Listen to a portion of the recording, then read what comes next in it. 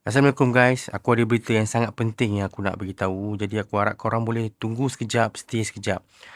Baru-baru ni dah beberapa bulan ni ramai tahu orang call, orang WhatsApp bini aku dengan aku sendiri pun untuk datang makan kat kedai ikan bakar Jojo Ikan Bakar. Dan ada juga yang call nak datang makan Jojo Western Food tau. Dengan kedai RM2 pun ada orang customer yang nak datang tanya kat mana. So aku rasa aku suspect benda ni terjadi sebab aku punya video yang lama-lama dekat akaun lama dengan yang akaun yang ini, kedai Jojo Ikan Bakar, dia viral FYP lah. Bila aku check balik, dia punya view memang naik mencanak-canak.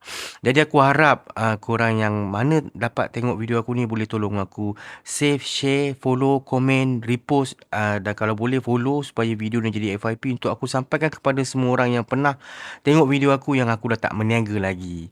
Okey, dan kesempatan ni aku nak beritahu balik yang aku dah kerja kapal, aku dah tak berniaga lagi. Aku nak ucapkan sangat-sangat banyak terima kasih kepada yang dah pernah support aku punya kedai Jojo Ikan Bakar, Jojo Cafe Western dengan kedai RM2 jimat dulu. Dan juga yang tak pernah datang tapi selalu support aku punya live, selalu support aku punya konten. Terima kasih banyak-banyak. Kalau tak ada korang punya bantuan yang support dan doa dari korang, aku mungkin masih lagi tumbang-ambing dengan struggle mencari rezeki untuk menyara keluarga, anak-anak, isteri lah. Uh, Terima kasih banyak-banyak. Aku tak tahu nak cakap macam mana. Terima kasih banyak. Mana yang belum follow, jemput follow. Satu lagi aku nak beritahu. Aku punya channel YouTube pun dah semakin berkembang. Cuma aku masih belum lagi berjaya untuk monetize. Aku harap korang boleh tolong support aku dekat aku punya YouTube channel. Dia punya nama channel dia Jojo TV Channel.